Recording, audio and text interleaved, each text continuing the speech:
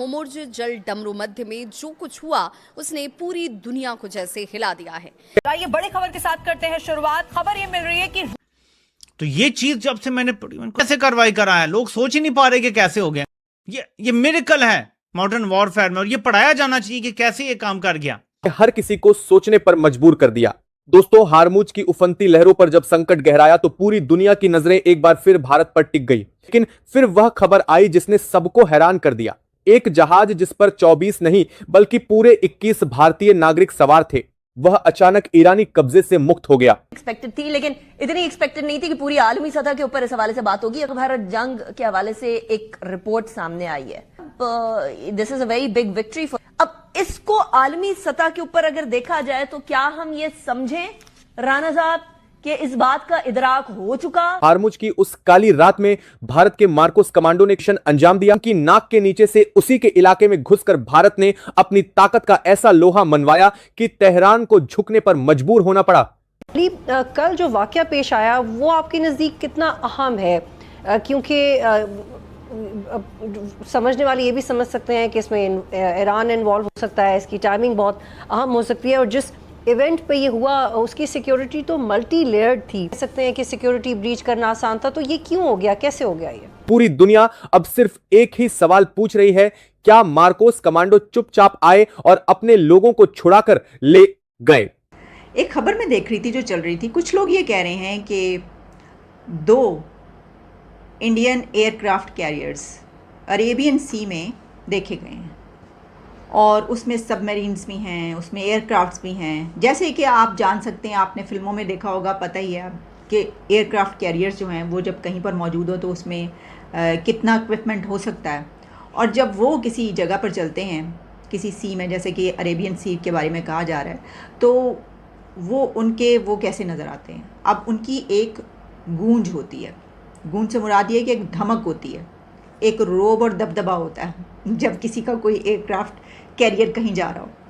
तो कहा यह जा रहा है कि ये इंडिया की पावर प्रोजेक्शन है, ठीक है।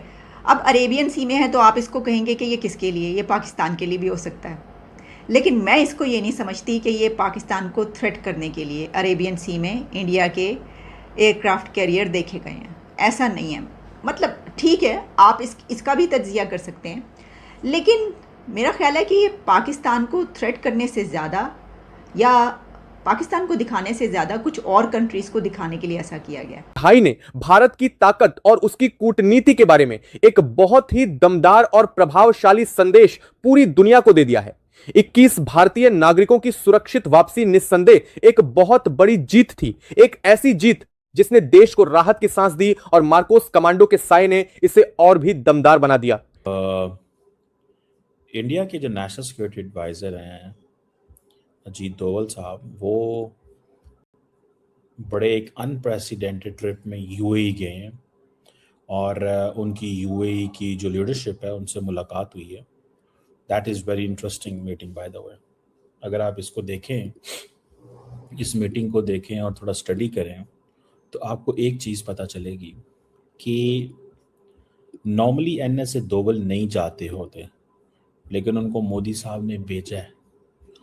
इसकी कुछ रीज़न्स होंगी, ज़ाहिर बात है। पहली रीज़न तो ये है जो नज़र आती है कि इंडियंस ये चाहते हैं कि हम बताएं यूएई को कि we stand with you, we stand with you. This is the first reason and the first thing which I believe. बाकी दूसरी रीज़न ये है कि इस जंग के अंदर पाकिस्तान जो है उसने कोई लंबा चौड़ा यूएई के साथ राब्ता नहीं किया, और यूएई ने भी पाकिस्तान के साथ किसी किस्म का कोई राब्ता नहीं है, विच इज़ फैक्ट। जैसे फॉर एग्जांपल पाकिस्तान कतर गया है, पाकिस्तान सऊदी अरब गया है, पाकिस्तान कुवैत या बहरीन नहीं गया, यूएई नहीं गया, और ओमान नहीं गया। ओमान के साथ पाकिस्तान के साथ वैसे राब्ते होंगे, लेकिन ज़ाहिर बात है अब क्या है, कैसे है, किस तरह की चीज़ें इमर्ज कर रही हैं, दिस इज़ वेरी सिग्निफिकेंट चीज़ है, ये कोई मजाक नहीं है। अब इंडिया जाएगा वहाँ पे ये बताने के लिए कि जी ठीक है, हम आपके साथ हैं, हम आपको सपोर्ट करते हैं, हम जो ब्रॉडर गल्फ जो रीजन में आउटरीच करना चाहते हैं, वो सऊदी अरब भी गए थे। ये गल्फ नेशंस में ये एक जो सिचुएशन है उसमें India has a position, India stands with the UAE. अभी पिछले हफ्ते तो जयशंकर साहब भी गए हुए थे, तो जयशंकर के जाने के फौरन बाद इनका जानने का क्या काम बनता है?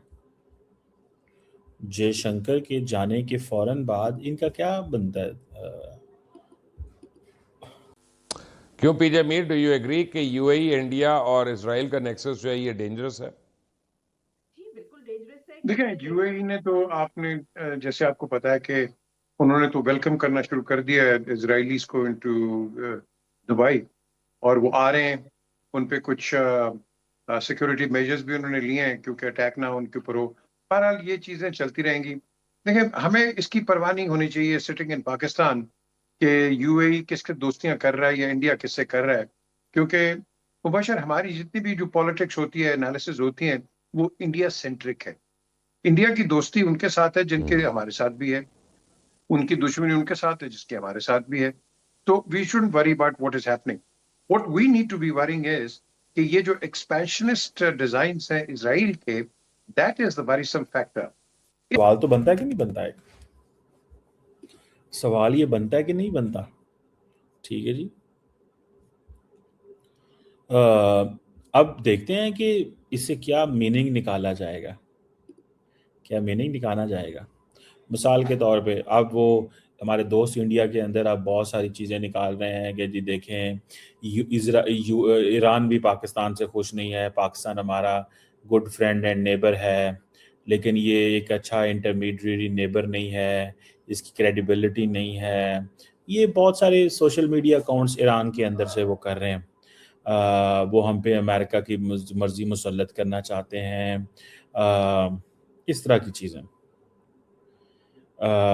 और वो पाकिस्तान कुछ नहीं कर रहा on the issue of Lebanon, और जो हमारे एसेट्स ब्लॉक हैं। मतलब सवाल ये पैदा होता है, भाई हम कोई अमेरिका की गारंटी थोड़ी ले। ईरान की गिरफ्त में 21 भारतीय, और फिर जो हुआ उसने दुनिया को बता दिया कि यह नया भारत है। क्या सच में भारत ने हॉर्मुज में 2 एयरक्राफ्ट कैरियर उतार दिए? दोस्तों, ईरान और भारत के बीच समुद्र में मचे इस घमासान ने पूरी दुनिया की नजरें भारत पर टिका दी हैं। खबर है कि ईरान ने भारतीय जहाज़ों पर गोलीबारी की और 21 भारतीय नागरिकों को अपने कब्जे में ले लिया। लेकिन क्या वो जानते थे कि उनका सामना किससे होने वाला है? जैसी ये खबर दिल्ली पहुंची, भारतीय नौसेना के मार्कोस कमांडोज को गो अहेड सिग्नल मिल गया। रात के अंधेरे में एक ऐसा सर्जिकल स्ट्राइक जैसा ऑपरेशन शुरू हुआ जिसकी कल्पना ईरानियों ने सपने में भी नहीं की होगी। ये ऑपरेशन सिर्फ ताकत का नहीं, बल्कि भारतीय नौसेना के सटीक और घातक वार का सबूत था। सोशल मीडिया पर चर्चा है कि भारत ने स्ट्रेट ऑफ हॉर्मुज में अपने दो एयरक्राफ्ट कैरियर तैनात कर दिए हैं। ये कोई छोटी बात नहीं है। भारत ने साफ कर दिया है कि अपने एक भी नागरिक की जान बचाने के लिए वो किसी भी हद तक जा सकता है। आज 21 भारतीयों को सुरक्षित वापस लाना भारत की बढ़ती जियो पॉलिटिकल ताकत को दिखाता है। विंग कमांडर अभिनंदन के बाद ये एक और बड़ा उदाहरण है कि भारत अब झुकता नहीं, बल्कि अपनी सुरक्षा के लिए सामने वाले को झुकाना जानता है। क्या आपको लगता है कि भारत की ये आक्रामक नीति सही है? अपनी राय कमेंट्स में बताएं।